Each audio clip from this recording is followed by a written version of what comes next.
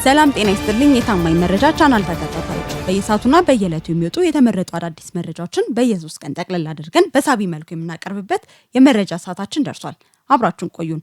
ቻናላችንን ሰብስክራይብ፣ ሼርና ላይክ ማድረግ እንዳትረሱ። ጦርነት የተቃወሙ የትግራይ እናቶች እየታሰሩ ነው። ጽንፈኛው የህወሓት ቡድን ወጣቶችን ለወታደራዊ ዓላማ የማፈስና በግዳጅ የመመልመል ተግባር አሁን ላይ ይበልጥ አጠናክሮ ቀጥሎበታል። ከክልሉ መዲና ከመቀለ ውጪ በሚገኙ ከተማና ወረዳዎች ላይ በእንግዳ ማረፊያዎችና ሆቴሎች አልጋ ይዘው የነበሩ ወጣቶችን አፍሷል። በዚህም በማዕከላዊና በሰሜን ምዕራብ ዞኖች ከያዙት የሆቴል አልጋ ላይ ብዛት ያላቸው ወጣቶች ታፍነው ማደራቸው ተሰምቷል። በተጨማሪ ከፍተኛ የሰብአዊ መብት ጥሰት በማድረስ በዓለም አቀፍ ደረጃ ክስ የቀረበበትን የሻዕቢያ መንግስት ታጣቂም ጭንብል በማስጠለቅ ንጹሃን ላይ አሰቃቂ እርምጃ እንዲወሰድ በማድረግ በእንቢተኝነቱ የጸናውን የትግራይ ህዝብ በፍርሃት ለማሰር እየሰራም ይገኛል። በአቢ አዲ ከተማ አቅራቢያ በሚገኙ ሁለት የወርቅ ማዕድን ማውጫዎች አባባና ሩባሃዛ ከሚባሉ አካባቢዎች በእነዚሁ ጭንብል ባጠለቁ ታጣቂዎች ወደ 700 የሚጠጉ ወጣቶች መታፈሳቸው ተረጋግጧል።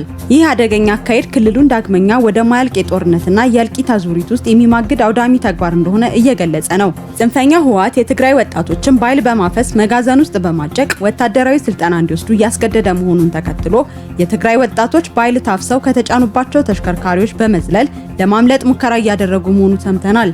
በዚህ አደገኛ ሙከራቸው ለአካል ጉዳትና ለሞት እየተዳረጉ መሆኑንም እየሰማን ይገኛል። የትግራይ እናቶች ልጆቻቸውን ከጉያቸው እየተነጠቁ ለፖለቲካ ቁማር መስዋዕት ማድረጉ ሳያንስ ደግሞ የተቃወሙትን አዛውንቶች ማፈስ ጀምሯል። ለአብነትም ባሳለፍነው ሳምንት የቡድኑን አካሄድ የኮነኑ እንዲሁም ሰላም ይሻለናል የሚል መልእክትን በአንድ ቃለ ምልልስ ላይ በቪዲዮ ሲያስተላልፉ የተደመጡትን አሁን ዞህሉፍ የተባሉት የ76 ዓመት አዛውንት እናት አፍኖ ወስዶ እንዳሰራቸው ታውቋል። ለምን ልጆቻችን ወደ ጦርነት ይገባሉ በማለት ሰላማዊ ጥሪ ማቅረባቸውንና እንደ ሌሎች የጦርነት ነጋሪት ለመጎሰም ፍቃደኛ ለመሆናቸው ለዚህ ስቃይ ተጋላጭ እንዳደረጋቸው ለማወቅ ችለናል። በቀጣይም አዲስ ባረቀቀው አዋጁ መሰረት የእድሜ ልክ እስራት በእኚህ ምስኪን እናት ላይ በመፍረድ መቀጣጫ ሊያደርጋቸው ማቀዱን ከታማኝ የመረጃ ምንጭ ሰምተናል። ከሳቸው በተጨማሪ ልጆቻችንን ለጦርነት አንሰጥም እያሉ አፋሾችን እየተሟገቱ ለእስር እየተዳረጉም እንዳሉ ለማረጋገጥ ችለናል። ይህ ድርጊት ቡድኑ ከየትኛውም የሰብአዊነት እሴት የራቀና በገዛ ወገኑ ላይ የሚነግድ ጨካኝ መሆኑን በግልጽ ያሳያል። ከዚህም ጋር ተያይዞ በትግራይ ክልል ዜጎች ሀሳባቸውን በነጻነት በመግለጻቸው ምክንያት የሚፈጸምባቸው እስራትና በገለልተኛ ጋዜጠኞች ላይ የተከፈተው የማስፈራራት ዘመቻ በአስቸኳይ ሊቆም እንደሚገባ ቮክስ ትግራይ ለጋዜጠኞችና ሚዲያ የተሰኘ የጋዜጠኞች መብት ተሟጋች ተቋም ገልጿል። ህወሓት በትግራይ ላይ እያካሄደ ያለውን ጋዜጠኞች እንዲታሰሩ የሚጠይቅ ቅስቀሳና ሀሳባቸውን በነጻነት የሚገልጹ ዜጎች ላይ የሚፈጽመውን እስር እንዲያቆም ጥሪ አቅርቧል። ዓለም አቀፍ ተቋማትና ማህበረሰቡም የጋዜጠኞች መብት እንዲከበርና ዜጎች ያለ ፍርሃት ሀሳባቸውን የመግለጽ መብታቸው እንዲጠበቅ በባለስልጣናቱ ላይ ግፊት እንዲያደርጉ ቮክስ ትግራይ ጠይቋል።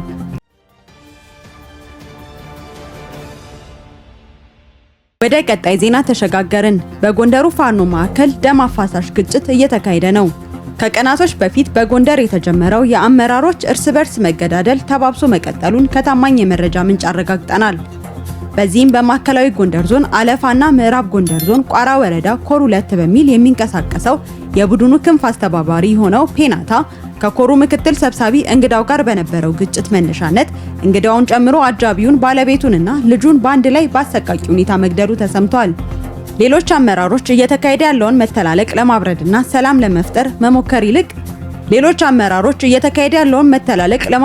ሰላም ለመፍጠር ከመሞከር ይልቅ ሙሉ ትኩረታቸውን በህገወጥ የሰዎች ዝውውር ንግድ ላይ በማድረግ እንደሚገኙ ተረጋግጧል። በተጨማሪ በበርካታ ተቃውሞ እንደነገሩ የተመሰረተው አፋብን ድርጅት አሁን ላይ ሙሉ በሙሉ ማለት በሚያስደፍር ደረጃ መፍረሱን አረጋግጠናል። ድርጅቱ ጽምዶን አስመልክቶ ከህወሓት ጋር አብረን እንስራ ወይንስ አንስራ በሚል የጋራ ውይይት ማድረጉ ታውቋል። በውይይቱ ወልቃይትና ራያን ቀደም ብለው በሚሊዮን ዶላሮች የሸጡት ምሬና ዘመነ እንዲሁም የሻዕቢያ ተላላኪው ጀነራል ተፈራ ጽምዶ መቀጠል ይገባል በሚል በጽኑ መሞገታቸው ተሰምቷል። ከህወሓት ጋር ውል ያላቸው እነ ዘመነ ግን ይህ ጽምዶ አያስፈልግም በሚል አቋም የያዘውን አመራር ውሳኔ ለማስቀየር ጥረት በማድረግ ላይ እንደሚገኙ ታውቋል። እና አስረስ ማረ ጽምዶ አልመሰረትንም የሚል የሚዲያ ክህደት ውስጥ የገቡት ጥምረቱን የተቃወሙ ታጣቂዎችና አመራሮችን ለማረጋገጥ ብቻ በማሰብ ብቻ እንዳልሆነ እየተሰማ ነው። ከዛም በላይ በውጭ የሚገኘውና ገንዘብ ፈንድ የሚያደርግለትን ህወሓት ጠሉን የአማራ ዲያስፖራ ማህበረሰብ ጽምዶ ሐሰተኛ ነው በሚል ለማረጋጋትና እየቀዘቀዘ የመጣውን የገንዘብ ፈንዱ ሙሉ በሙሉ እንዳይቋረጥ ለማድረግ በማለም የተሰራጨ መሆኑን የሚያረጋግጥ መረጃዎች እየወጡ ነው። ይህን የጽንፈኛው ቡድን መፈራረስ ተከትሎ በርካታ ታጣቂዎችም የሰላምን መንገድ እየተከተሉ ይገኛሉ። ባሳለፍነው ሳምንት ከጸረ ህዝቡ ትግል ራሳቸውን በማግለል መንግስት የሰጠውን ሰላም ከመረጡ ውስጥ የምዕራብ ጎጃም ዞን ታጣቂዎች ይገኛሉ። 418 የሚያሉ የጽንፈኛው ፋኖ ታጣቂዎች የሰላም አማራጭን ተቀብለዋል። እንዲሁም በሰሜን ጎጃም ዞን ከ500 በላይ ታጣቂዎች የሰላም አማራጭን ተቀብለው መግባታቸው ታውቋል። የተቀሩትም ተመሳሳይ አማራጭን ለመከተል በሂደት ላይ መሆናቸውንም ለማረጋገጥ ችለናል። እንደ አጠቃላይ በሁሉም የአማራ ክልል አካባቢዎች የሚንቀሳቀሱ በርካታ ታጣቂዎች ከጽንፈኛው ራሳቸውን እየነጠሉ መሳሪያቸውን ለሰራዊቱ እያስረከቡ ይገኛል። ያስከፉትንም ህዝብ ወደ ሰላም በማምጣት ለመካስ እንደሚሰሩም ቃል እየገቡ ነው።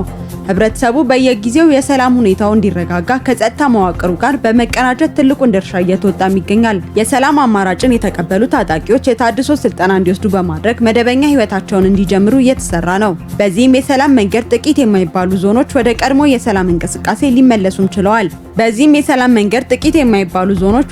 የሰላም እንቅስቃሴ ሊመለሱም ችለዋል። ዝርፊያዎችና እገታዎች በከፍተኛ ደረጃ ቀንሰዋል። መንግስት አሁንም ታጣቂዎች ወደ ሰላም እንዲመጡ በሩን ክፍት በማድረግ ተከታታይነት ያለው ስራ እየሰራም ይገኛል። በተቃራኒው የሰላምን አማራጭ በማይቀበሉ ታጣቂዎች ላይ ህግ የማስከበር ስራው በተጠናከረ መንገድ ይቀጥላል።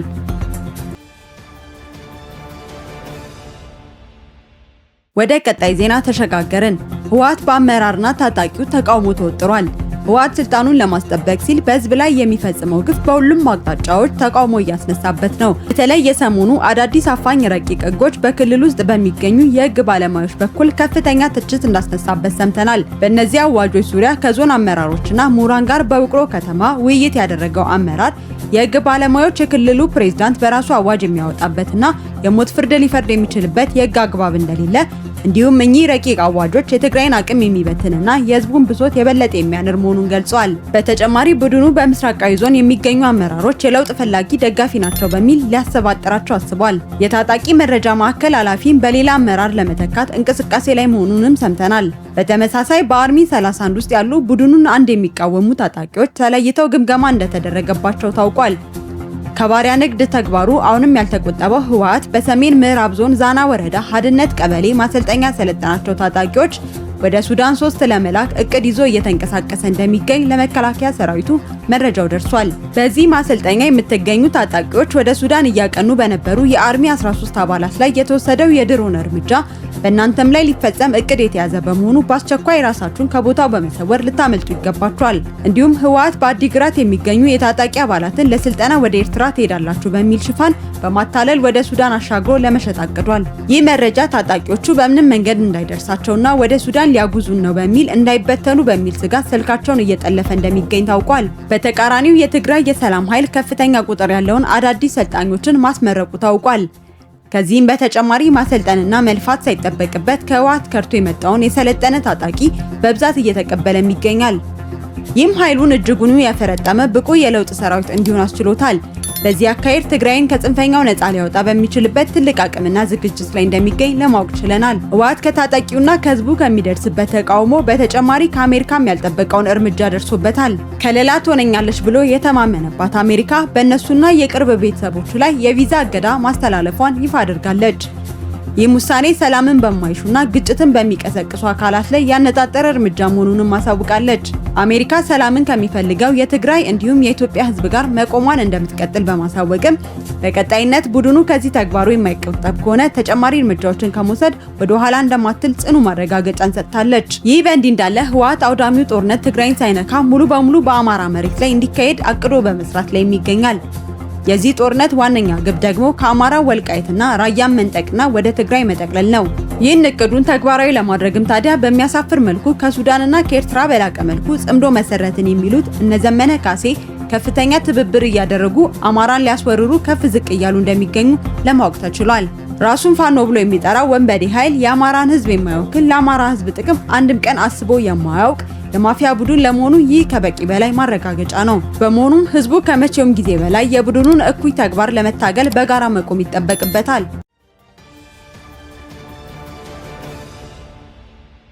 ወደ ቀጣይ ዜና ተሸጋገርን። ዘመናዊ የመደመር ዲፕሎማሲ የዓለም አቀፍ ፖለቲካ ስርዓት ከጊዜ ወደ ጊዜ በፍጥነት እየተለዋወጠ የአንድ ዋልታ የበላይነት ያከተመ ወደ ባለብዙ ዋልታ ስርዓት የተሸጋገረ ነው። በአሁኑ ዘመን ኢትዮጵያ ከለውጡ ማግስት አንስቶ አዲስና ዘመናዊ የመደመር ዲፕሎማሲን በመከተል ላይ ትገኛለች። ይህ አዲሱ የመደመር የውጭ ግንኙነትና የዲፕሎማሲ እይታ በፈጣን የዓለም የለውጥ ዑደት ውስጥ ከህልውና ማረጋገጥ ባሻገር የሀገርን ዘላቂ ልዕልና ማሳካትን ግቡ ያደረገ ምዕሉና ሚዛናዊ የእይታ ማዕቀፍን የተላበሰ ነው። ከለውጡ በፊት የነበረው የኢትዮጵያ የውጭ ግንኙነት ፖሊሲ ቀዳሚ መነሻውን የሀገር ውስጥ ተጋላጭነት አድርጎ የሚነሳ የዓለምን ሁኔታ በጥርጣሬ በስጋትና በሴራ መነጽር የሚመለከት የኡናዊነት ቅጣጭን በዋናነት ያዘነበለ ነበር። አዲሱ የመደመር ዲፕሎማሲ ግን ይህንን የተቸከለ አቋም በመቀየር ከርዕዮተ ዓለም እስረኝነትና ከአስተሳሰብ ተቸካይነት የተላቀቀ ተራማጅ እይታን አምጥቷል። የመደመር ዲፕሎማሲ መለያ ባህሪያት ዘርፈ ብዙ ሲሆኑ ዋነኛ መለያው ብሔራዊ ጥቅምን ቋሚና ተበይኖ ያለቀ ነገር አድርጎ ለመውሰዱ ነው። ብሔራዊ ጥቅም በእሴት ላይ በተመሰረተ ምክንያታዊ ንግግር፣ በጋራ መግባባት፣ የዜጎችን ክብር ማዕከል አድርጎ የሚዳብር መሆኑን ይቀበላል። ወዳጅን ማብዛትና አጋርነትን ማጎልበት አዲሱ ዲፕሎማሲ የቅርብም ሆነ የሩቅ ሀገራትን በቋሚ ባላንጣነት ወይም ጠላትነት ከመፈረጅ ይቆጠባል። ችግሮችን ለመፍታት ቀዳሚውን ስፍራ ግንኙነትን ለማደስ መስጠትና በጋራ ተጠቃሚነት ላይ ያተኮረ ትብብር መፍጠርንም ዓላማው አድርጓል። የመልካም ጉርብትናና የቀጠናዊ ትስስር ቅድሚያ በቀጠናው ሀገራት መካከል የጥርጣሬ ድባብን በማስወገድ ኢትዮጵያ ለቀጠናው የዲሞክራሲ የሰላምና የፈጣን እድገት ተምሳሌት እንድትሆን የሚያስችል እይታን አምጥቷል።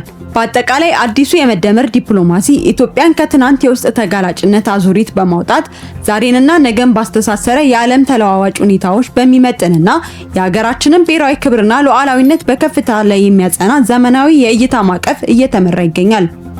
ኢትዮጵያን በአፍሪካ ቀንድም ሆነ በዓለም አቀፍ መድረክ ተጽዕኖ ፈጣሪ፣ ተደማጭና የጋራ ብልጽግና አንከር ሀገር እንድትሆን እያደረጋትም ይገኛል። ይህም ኢትዮጵያ ታሪክን በንግግርና በምኞት ሳይሆን በተግባርና በግዙፍ ፕሮጀክቶች የምትቀይርበት ልዩ የእድገት ምዕራፍ ፈጥሮላታል። ሌሊትና ቀን ሳይለዩ የማያቋርጥ ስራ የመስራት፣ የቀጠሮ ትክክለኛነትና ፈጣን ውሳኔ የመስጠት አዲስ ሀገራዊ የፈጠነ ስራ ባህል ተተክሏል። ይህ ስኬት መንግስት ላለፉት ዓመታት በትኩረት ሲተገብረባቸው የቆያቸው የልማት አፈጻጸሞች ቀጣይ ማሳያ ናቸው። ኢትዮጵያውያን በራሳቸው ተነሳሽነትና ብርታት በተደጋጋሚ ታሪክ እየሰሩ መሆናቸውን በተግባር ማሳየት ተጀምሯል።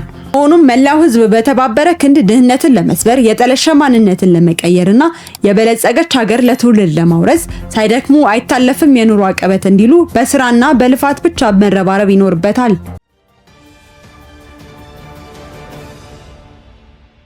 ወደ ቀጣይ ዜና ተሸጋገርን። ግብጽ ከደቡብ ሱዳን ድንበር የጦር ስፍራ ተባራለች። አፍሪካ ኢንተለጀንስ ግብጽ በደቡብ ሱዳን የነበራትን የጉምዝና የሸኔ ታጣቂዎችን ታሰለጥንበት የነበረውን የጦር ካምፓን በደቡብ ሱዳን እምቢተኝነት ለመዝጋት መገደዷ ተዘግቧል። የጦር ሰፈሩ መዘጋት የኢትዮጵያን ጥንካሬ በትልቁ ያመላክታል። እንዲሁም የቀጠናው ሀገራት የግብጽን መሰሪነት በመረዳት ከሀገሪቷ ጋር የነበራቸውን ግንኙነት አንድ ባንድ እየበጠሱት እንደሚገኝም ያመላክታል። ሁኔታው ለአልሲሲ መንግስት ብቻ ሳይሆን ሀገራችን ላይ የሚንቀሳቀሱ ጸረ ሰላም ኃይሎች በቅርበት ያገኙት ከነበረው የስልጣናና ሌሎች ድጋፎች በእጅጉ እንዲጎልባቸው የሚያደርግ ህልውናቸውን የሚያከስብ መርዶ የሆነባቸው ክስተት ሆኗል። በተያያዘ መረጃ የግብጽ አየር ኃይል በአልቡርሃን ኃይሎች ቁጥጥር ስር በሚገኘው በምስራቅ ሱዳን በጀብል አልአይቀድ የማዕድን ማውጫ አካባቢዎች 7 ተከታታይ የአየር ጥቃቶችን በማድረስ ለበርካታ ንጹሃን ህልፈትና የማዕድን ሰራተኞች መፈናቀል ምክንያት ሆናለች። እንዲህ አይነት ጥቃቶች እንዳይደገሙ የሱዳን መንግስት ግብጽ የግዛቱን ሉዓላዊነት የጣሰ ቅጣት ማድረጉን በይፋ ለዓለም አቀፍ ማህበረሰብ ሊያሳውቅና የአጸፋ እርምጃውን በሀገሪቱ ላይ ሊወስድ ይገባል። እንደዛ እንዲሆን ደግሞ ሁሉም የሱዳን ህዝብ ሊጠይቅና መንግስቱ ላይ ጫና ሊያሳድር ይገባዋል። ይህ በእንዲህ እንዳለ ሌላዋ የኢትዮጵያ ጠላት በሆነችው ኤርትራ በሰብአዊ መብት ጥሰት መከሰሷን ባሳለፍነው ሳምንት ተሰምቷል። ኢሳያስ አፈወርቂ በኤርትራ ህዝብ ላይ ለዓመታት እያደረሰ በሚገኘው ኢሰብአዊ ድርጊት ላይ ተጠያቂ እንዲሆን ለተባበሩት መንግስታት ድርጅት የሰብአዊ መብት ምክር ቤት ክስ ቀርቦበታል። ለዓመታት በኤርትራ ስላለው የሰብአዊ መብት ሁኔታ ጥናት ያደረጉትና ለምክር ቤቱ ዝርዝር ዘገባቸውን ያቀረቡት መሐመድ አብዱል ሰላም በኤርትራ ሆን ተብሎ በተጠናከረ መልኩ የሚደረግ የአፈናና መብት ረገጣ ሂደት መኖሩን፣ በዛም ለዓመታት ደብዛቸው የጠፋ በርካታ ጋዜጠኞች፣ ፖለቲከኞች፣ የሃይማኖት አባቶች መኖራቸውንና በአገሪቱ ውስጥ ስለሚገኙ አስከፊ ማሰቃያ እስር ቤቶችም ጭምር በዝርዝር ለምክር ቤቱ ሪፖርታቸውን አቅርበዋል። አክለውም ከዚህ አፈናና ረገጣ ጋር ተያይዞ በዓለም አቀፍ ደረጃ የኤርትራ ስደተኞች ቁጥር መበራከት አሳሳቢ ደረጃ ላይ መድረሱን ያስታወሱት ዘጋቢው በዚህ አምባገነን መንግስት ፍትህ ያጣና የተጨቆነው ኤርትራዊ ፍትህ ሊያገኝ እንደሚገባ ገልጸዋል። ኤርትራ በነበሩበት ወቅትም ከሀገሪቷ መሪዎች ጋር ንግግርም ሆነ ውይይት ለማድረግ ምንም አይነት እድል አላገኙም። በመሆኑም ዘጋቢው የኤርትራ መንግስት እየፈጸመ በሚገኘው ከባድ የሰብአዊ መብት ጥሰቶች ተጠያቂ ይሆን ዘንድ ጥያቄያቸውን በአጽንኦት ለምክር ቤቱ በማሰማት ሪፖርተራቸውን አጠናቀዋል። የዛሬው የ3 ቀን መረጃዎቻችን እነዚህን ይመስላሉ። በቀጣይ ወቅታዊ ታማኝ መረጃዎች እንዲደርሷችሁ ቻናላችንን ሰብስክራይብ ማድረግ እንዳትረሱ።